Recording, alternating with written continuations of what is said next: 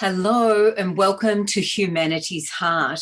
My name is Dr. Robyn Mills, and I hope that today we engage, expand and energise your heart with wisdom and knowledge. And I'd really like to welcome my guest today, who is Obu Ramaraj. I just asked how to pronounce it, Obu, and now I've fluffed that in the beginning. Would you like to say your name, please? Hi, Robyn. Thanks for having me here. My name is Obu Ramaraj. Thank you. She's an entrepreneur, an author, a mother, and above all, a woman wanting to empower other women to live a happy and free life. She's a mother who loves to cook, sing, and paint in her spare time, and a kindred spirit, I'd have to say, because they're things that I absolutely love to do. Obu has written 2 books, Smart Women, Smart Home Loans, What Your Lenders Won't Tell You, and that's a guide to help women feel confident in property owners.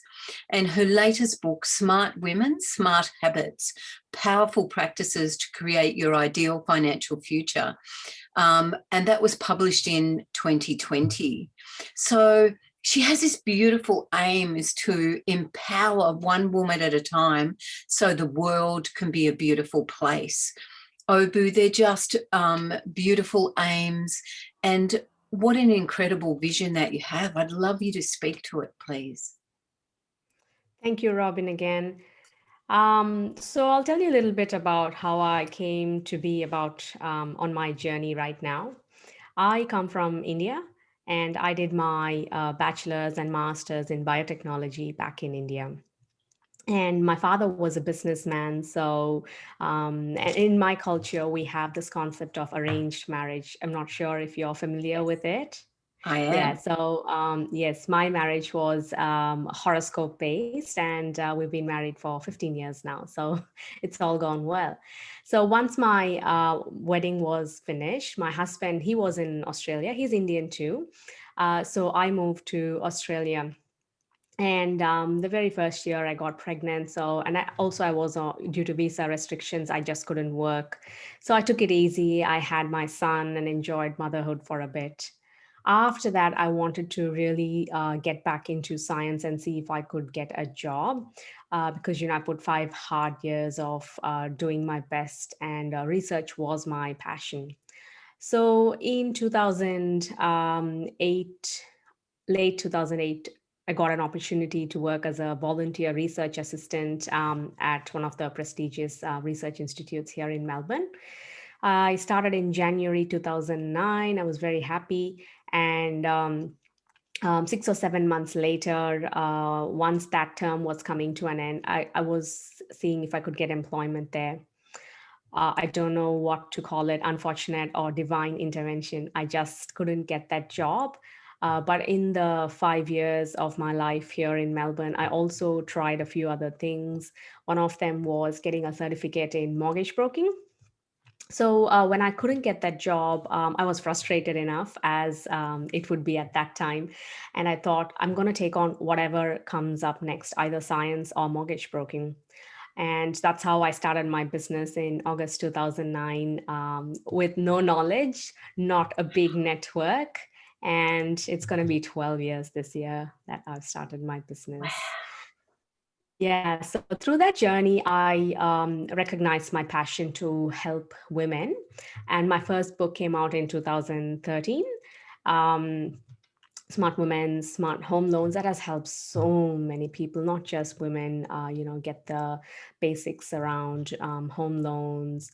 And then again, later working on myself and what has helped me through my journey. That's how my second book came about, Smart Women, Smart Habits, small habits that can help anybody, again, not just women. I just titled them that way because my passion is to, help women. Anybody to take on one small habit at a time and how that can change your entire life. That's my story in a nutshell. Oh, what an amazing story. It's really amazing in life, isn't it, when one door closes and you think, that was the thing that I wanted the most. And yet the next door that opens takes you to an amazing journey that you would never have dreamt of. Yeah. And I think with age as well and with wisdom, you learn to accept that. Whereas when you're younger and things happen, you seem to take it very personally and you're frustrated and, nothing's working in my favor and things like that. But over time and age, yeah, that wisdom comes and you're able to accept it better. Because it must have been hard to come from one culture to another, not to be working where normally that's where you would create a group of people, a group of friends, and outside support. Yeah. So it must have Yeah. been fairly isolating to come to Australia as an arranged marriage person and Yeah. Mhm. build a future for yourself. Yeah, it was really hard and interesting as well. Now, when I think about it, back in India, I was very shy, very introverted. I wouldn't talk to anybody. I only had like a handful of friends back in India. And I, even yesterday, when I was talking to my family, I was telling them, I think I've spoken more in my last 15 years of being here than I ever did in my first, part of my life back in India. And I think the situation was that way as well. So when I came first, my husband was working. So, it's not like we could spend weekdays with him, and I had to do something and I was going crazy. So I involved myself in a lot of other, like when I had my son, there was a mothers group back in Elwood, and that was one of the biggest then. So I involved myself, went on the committee, organized stuff, and that's how I kept myself occupied and also met other people. I started interacting more with my husband's friends and their wives because situation demanded it. And again, looking back at my journey back in India, or how I was to how I am here, once I started my business, again, I had to interact. Again, I think it's divine play that, now it's like you have to go and talk to random strangers. Whereas back in India, I wouldn't even have done that. So it's very interesting. I was wondering if you could think about yourself towards the end of your life and looking back over what you've achieved, I wonder what your heart would say, how you lived your life.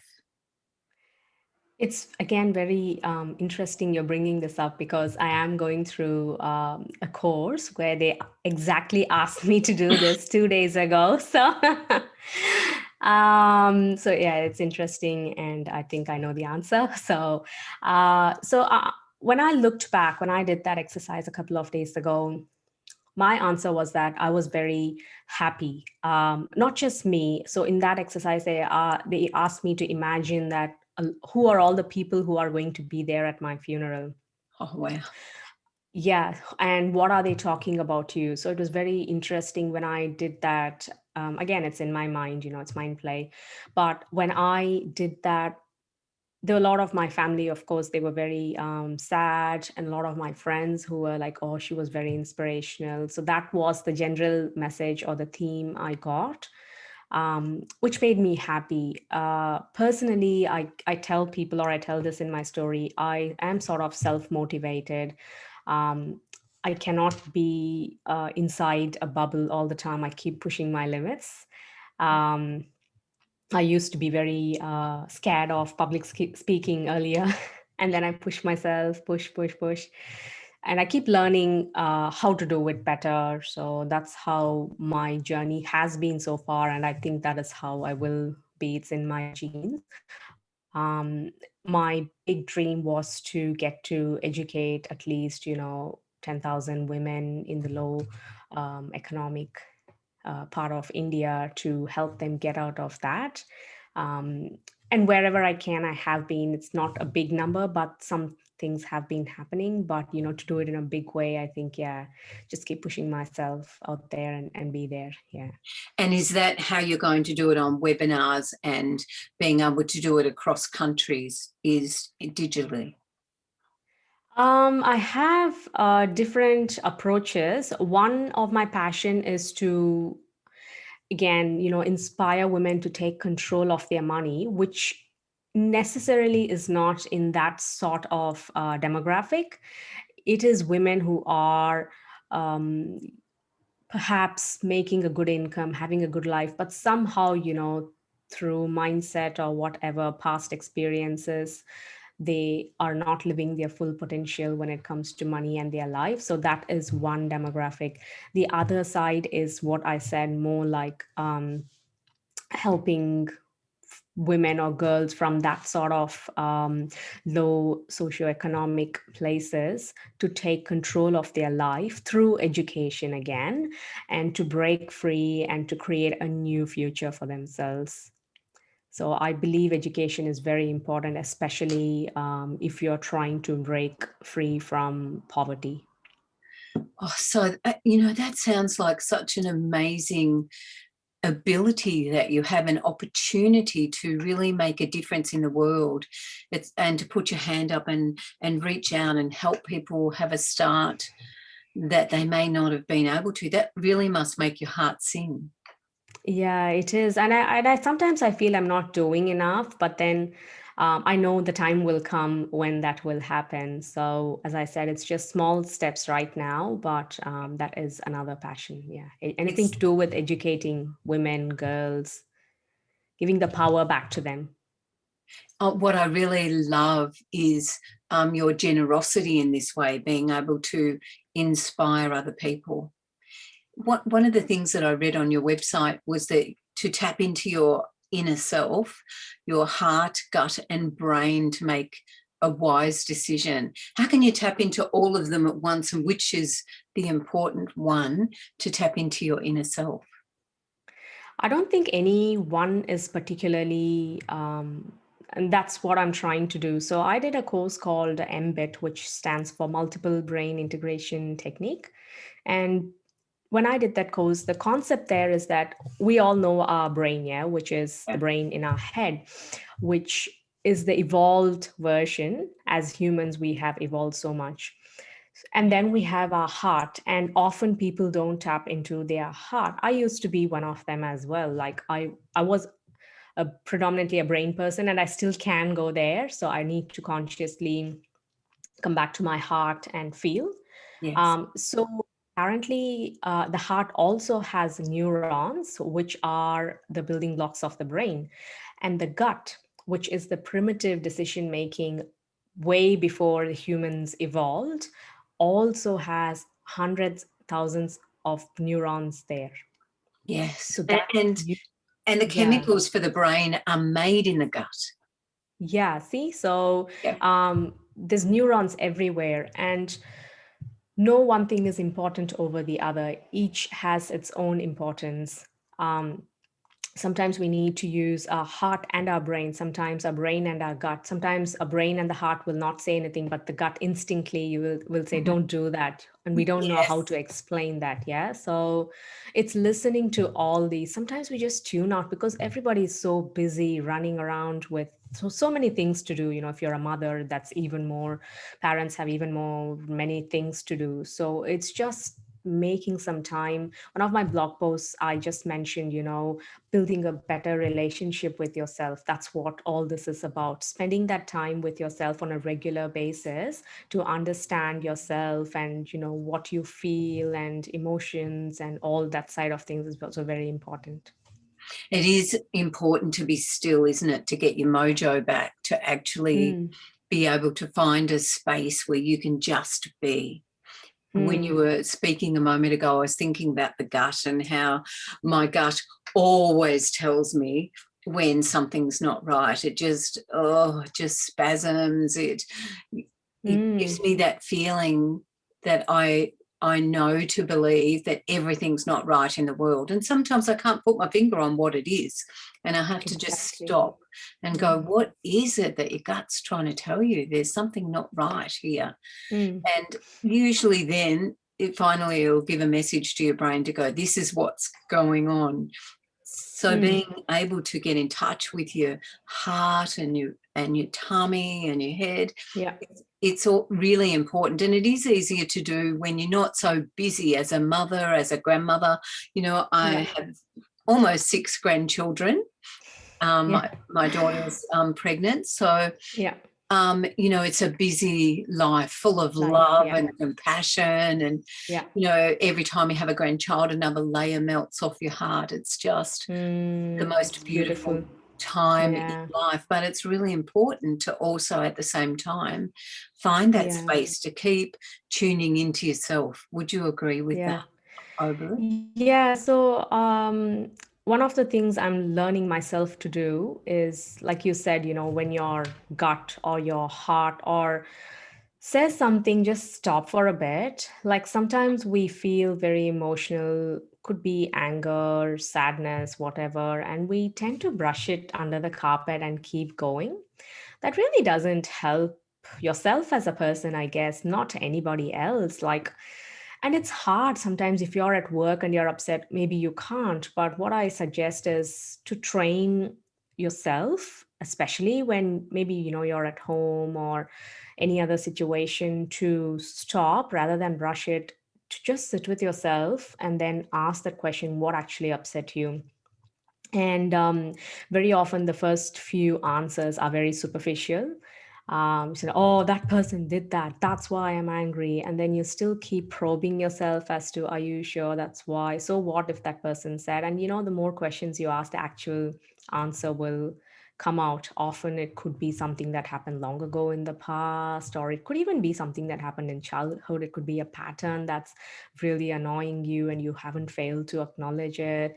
So it's really sitting with the feelings. And I think emotions, everybody feels, everybody has emotions, just paying attention to them and then finding the solution for yourself and rearranging either your thought pattern or your life to either, say, I'm not going to put myself in that situation, or I don't want to probably be with that person, or setting boundaries around a particular person. So whatever that is for each person, it's just sitting with that feeling and finding that solution. It's a beautiful thing to do. And of course, your body wants you to listen. And if you don't listen, it gets louder, louder and louder, Yeah, doesn't it? And exactly. Sickness, yeah, ultimately ends up in sickness. it does end up in sickness, or Yeah. not sleeping properly, or lack of appetite, or, all the things that go along when you're not actually one-on-one with who you are, with your body, with Yeah. yourself.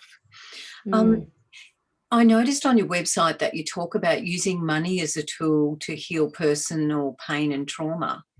I Yeah. wondered about that. I feel money is just energy, just like anything else.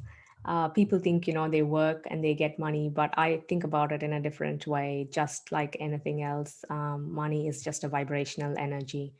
The more aligned you are to the higher frequency and the frequency of love, the more comes into your life. Sometimes trauma or personal pain that has happened a long time ago, probably, I guess, even like in your first 7 years of life or something like that, can hold you back.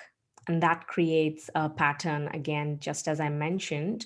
It could be, when you grow up, your parents could have said money doesn't grow on trees, and so many Yes. things like that. Yeah, that becomes a lesson for yourself, and that shines through adulthood, and many people actually don't even realize that's where it's come from. So that's how I think, again, it's all doing a lot of self work, and that's how I realized all of that for myself. We all hold a lot of limiting beliefs, self-limiting beliefs, Yeah. and unless we work on that and replace them with some empowering beliefs, it's going to be really hard to achieve anything in life.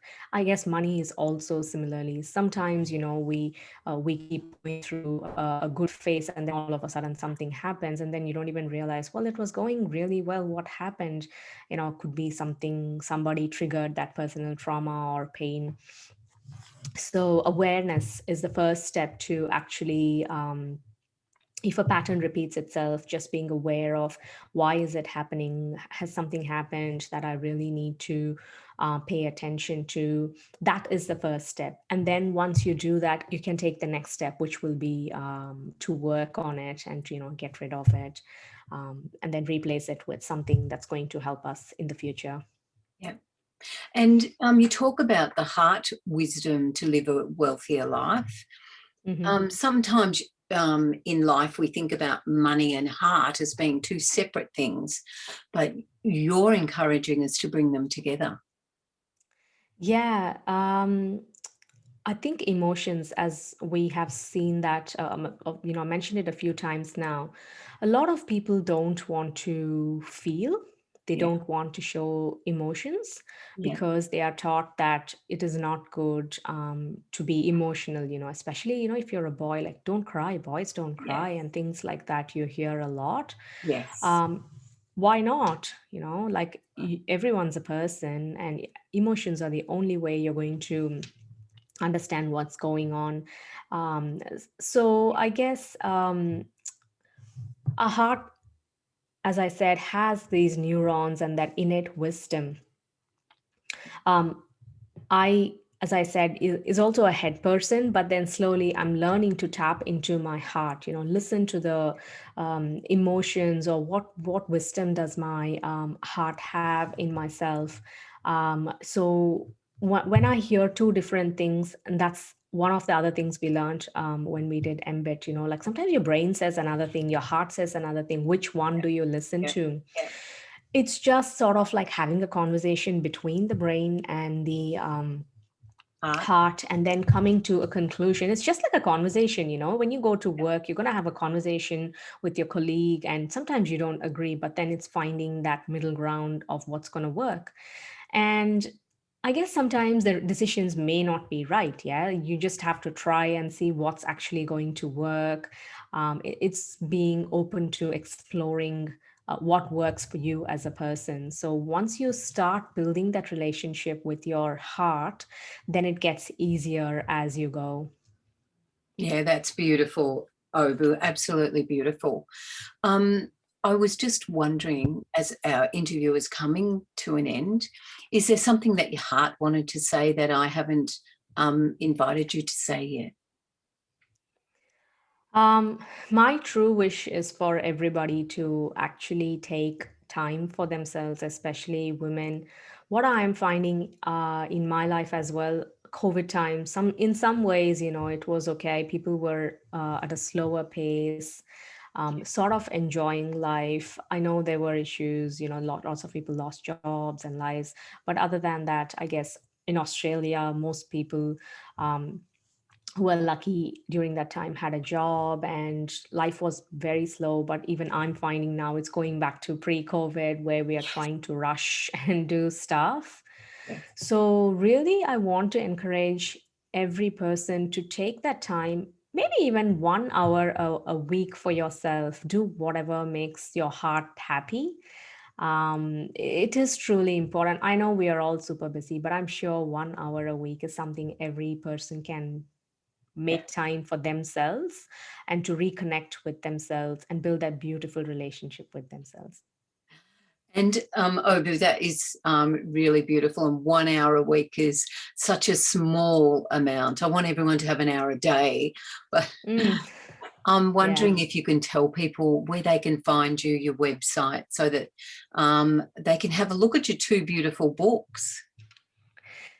My website is oburamaraj.com. And if anybody wants to connect with me, they can find me on Insta, Facebook. All my social handles are Obu Ramaraj. That's my name. I do have a course that is coming up in July this year. It's called Ultimate Money Management. It is based around my second book about taking control of your whole life, not just money, because once you do that through habits, then money is going to automatically be another thing that just flows into your life. So if anybody is interested, they can go onto my website, which is again being rebuilt, and all of that is happening as we speak. So if anybody's interested, please get in touch with me. I'll be more than happy to help you with that. And I thought your website was beautiful, by the way.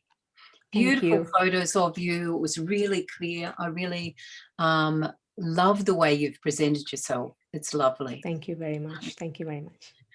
I hope today's interview with Obu has energized, engaged, and expanded your heart. And until we meet again, may your heart beat to the rhythm of humanity's heart. Thank you, Obu.